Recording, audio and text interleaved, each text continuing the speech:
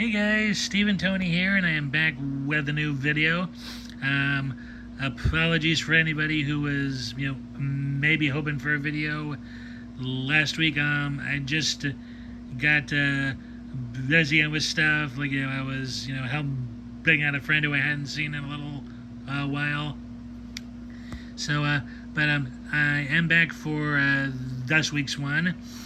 And I'd like to talk about what, in my opinion, is the quintessential swashbuckler, and that is the 1937 version of The Prisoner of Zenda, starring Ronald Colman.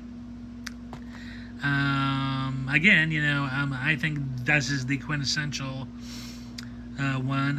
I actually prefer it over The Adventures of Robin Hood, to be honest.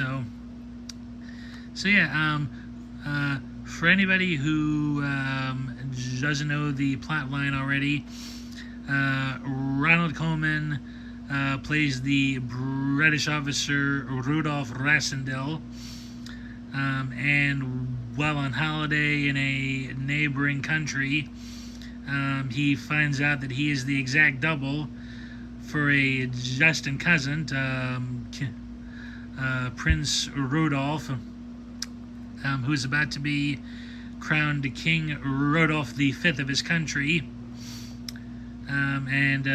During a dinner that they all have together, the king is kidnapped, so his evil half-brother can take the throne, and the king's loyal guardian and one of the soldiers convince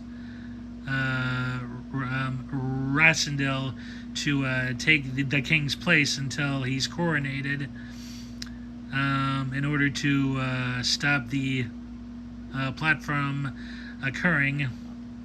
And of course, they have to keep it a secret, otherwise they'd start an international incident.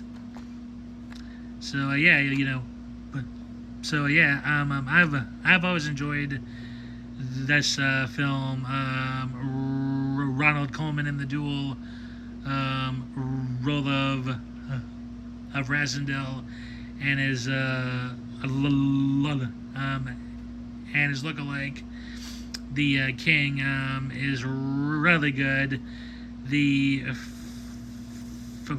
trick photography when they're in scenes together is quite well done for the time it was filmed in. Coleman's also flanked by a good cast here, especially Douglas Fairbanks Jr., whose father, Fairbanks Sr., was practically the king of the silent adventure film. And a fun fact, Fairbanks Jr. actually wanted to play Coleman's part, but his father convinced him that he would be much more remembered as the villain of the film. Sure enough, his dad was right, and he really was excellent, slimy, devious, and all that other good stuff as the rotten Rupert of Hentzau. I really enjoyed his performance in this. He gets a little hammy at times, but it does not, I repeat, does not deviate or take anything away from his performance. David Niven, in one of his earliest Hollywood roles, is great as Captain Fritz. It's more of a helpful supporting character, but the scenes he's great in. Like, he's he wasn't the star he would become yet, but it showed he had promise. And of course, C. Aubrey Smith is the great Colonel Zapt, the King's loyal and faithful guardian, who does his utmost best to prepare the prince to be king. And in a small but still good role is let's see, Mary Astor as the lover of the evil half brother. She doesn't get to do much, but what she does get to do in it is really good. And of course, Raymond Massey plays the equally sinister Black Michael, who's jealous of his brother and wants it all, but also suspects he can't trust his partner in crime, Hensau. And I just I love this film. The story's good, the characters are excellent, and it just flows very well. I don't think there's a boring part in this. And the same goes for Robin Hood too, but for just some reason, I prefer this film over it by a long shot. It's just it is just highly entertaining. It has all the right mixture of romance, intrigue, action, adventure, swordplay.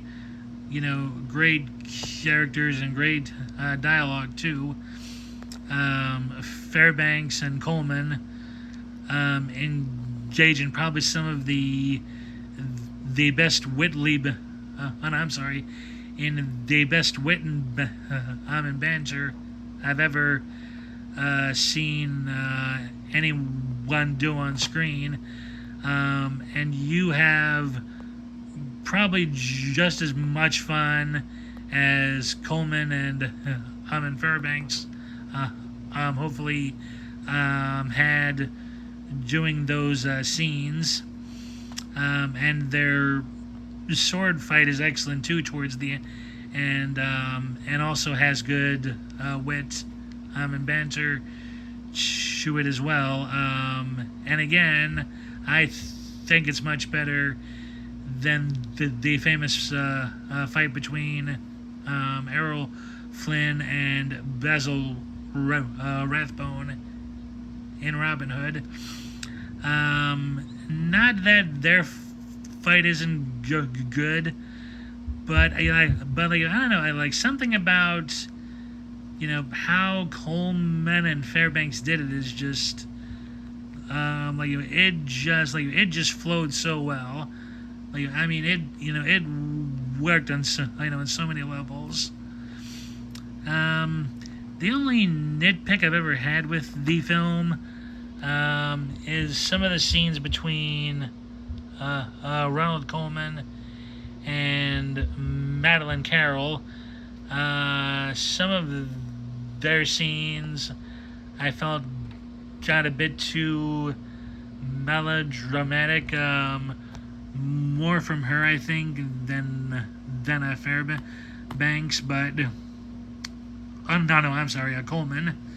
Yeah, but even those scenes I thought were okay. But were good. Just a little hammy. So I would highly recommend this to anyone who loves swashbucklers, who loves classic films. It is just, it is really good in my opinion. I actually even think it would make a great date film. It has, just the right amount of action and intrigue for the guys, and a healthy dose of romance for the ladies as well.